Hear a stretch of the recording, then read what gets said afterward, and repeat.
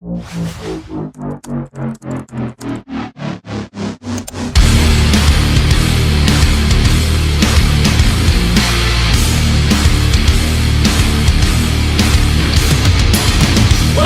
Dreaded Nation, your boy Akasan here, ready for another edition of Ask Akasan. You know, because I just love to do these every 2 years or so. But no, I'm trying to do these a little bit more frequently to add some more variety and such, and I got some lighting here. Let's go ahead and get into this next question. This one comes from George, who sent me long ago back in October, and I said I was going to respond to it in video form. Well, George, here we are. My name is George, and I'm recently subscribed Red Reddit fan of couple of months.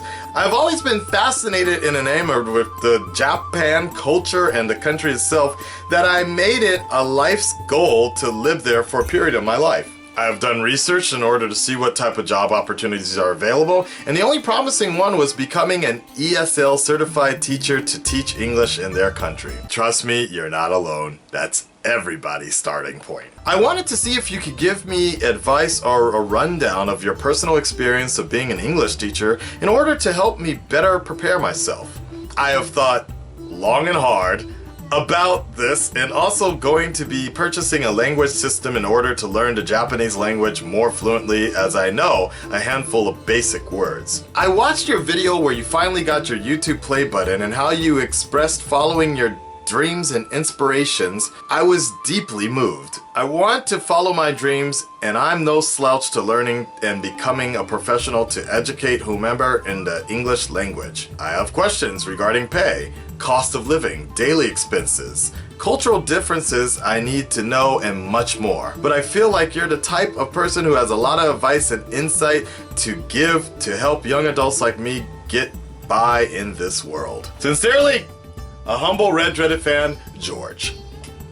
Well, George, let's go. So, George, first and foremost, congratulations on selecting your path in ESL teaching. It is not as bad as people would make it seem. There are a lot of bitter gaijin foreigners that come out here and get very bitter about it because they do feel like, for whatever reason, it's like the lowest and low of the job that they can take, and they feel like it's not really challenging. And I understand some of those points, but a lot of us, like myself, have made it challenging and made it interesting. For me, I come from a family of instructors and teachers, and just everybody, literally everyone in my family works in the education field in some form or fashion, or as a psychiatrist or what have you not. So it's kind of easy for me to hone in on this kind of world of just trying to help people.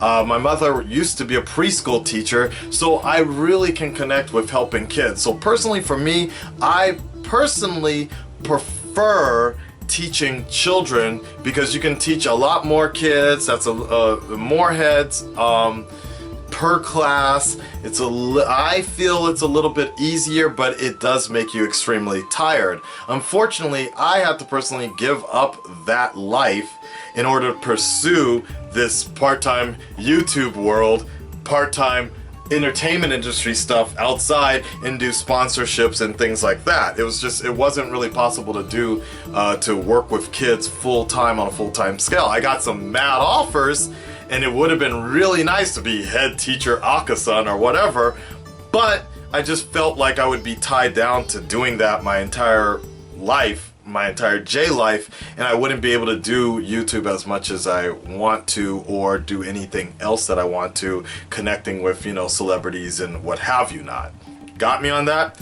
So I definitely feel like that's something that you gotta see, you gotta try out. I don't recommend doing anything full-time right away if you can. I know visa sponsorship wise, you definitely need to have something usually full-time, and that's going to be a little bit difficult for you, but just try to take it very easy.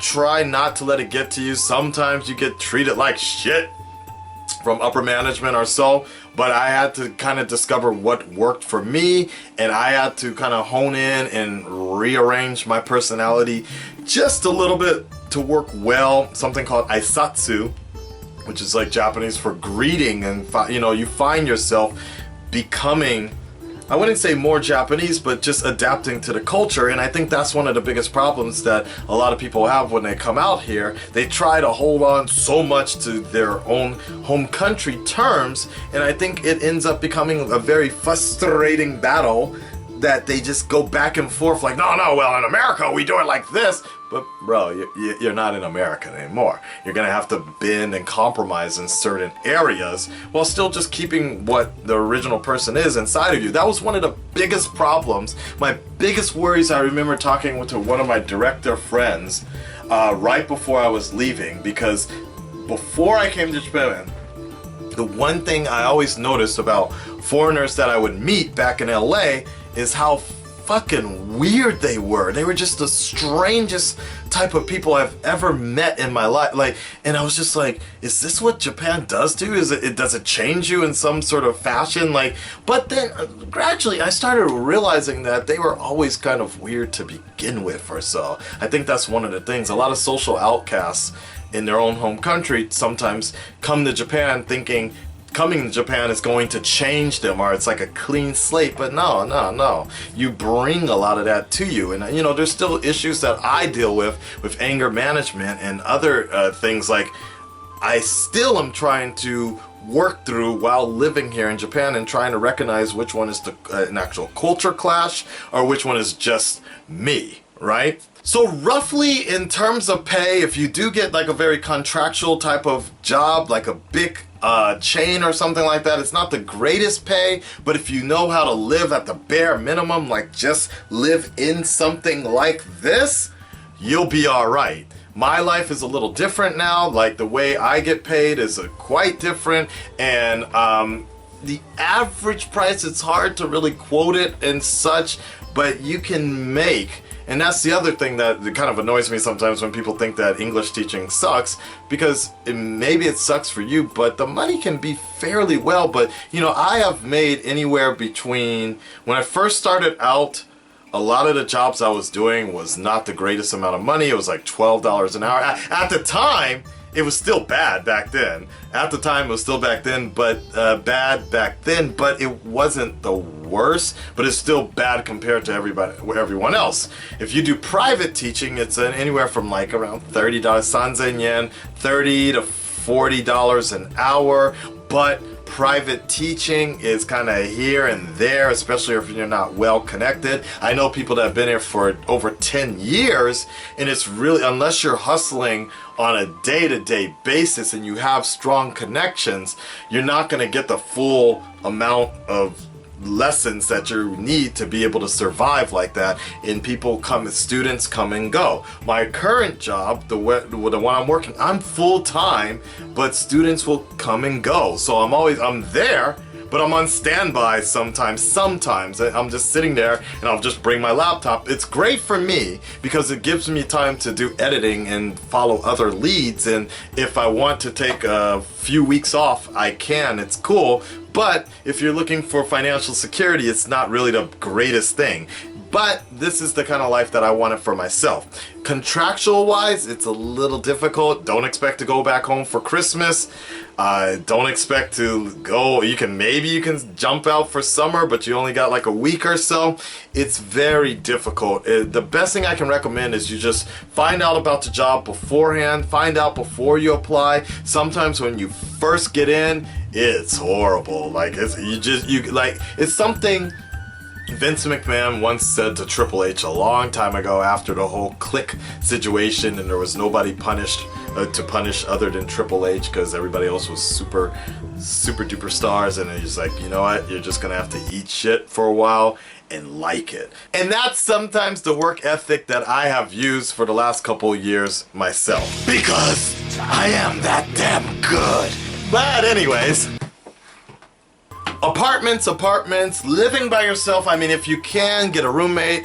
I personally can't do it myself. I know many people that have had roommates from hell. Check out my boy Tikio Sam. He's had some videos on this as well. If you can, it'd be good, but if not, it's kind of difficult. Privacy is a big thing as well. If you live by yourself, it's fine. There are a lot of expenses you're gonna have to pay. Roughly, I'd say to be safe. Even in a small apartment, you're still going to be paying over $1,000 a month, I would say, after your rental taxes and things like that. You can stay in guest house, dormitory type locations. If you're fine with that, I couldn't do it, not in Tokyo. You could probably find some really good places outside of Tokyo, but in Tokyo, it was the worst of the worst for me at some points in times. The last guest house that I stayed at wasn't too bad, but you know, it all depends on, I was paying around $700 a month for something like that. It wasn't bad for a while, but then gradually you do want to get on up so you can take a girl back home and you know. Like that.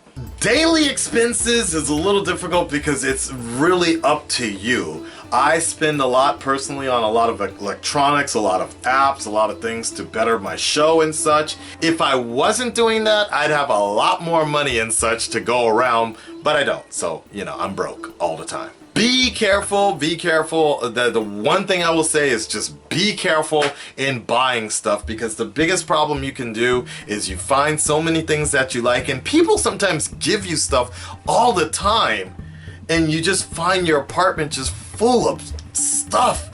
It's just too much. So I am very limited on getting things sometimes, and that's one of the reasons I don't actually over promote my P.O. box and such, because I know people want to send me stuff sometimes, and I can't be like my reactor friends Blind Wave and getting like 5 to 10 boxes every week of things. It's too much. I don't have the room. So be very wary of that kind of stuff. You got to be very careful about that. All right, George, sorry about the delay in getting back to you almost like 4 months later, but if you guys like what you saw, hit that like button, smash it like I smashed all those girls in the guest house, but that's another story. Hit that like button if you like what you saw, hit subscribe if you want some more.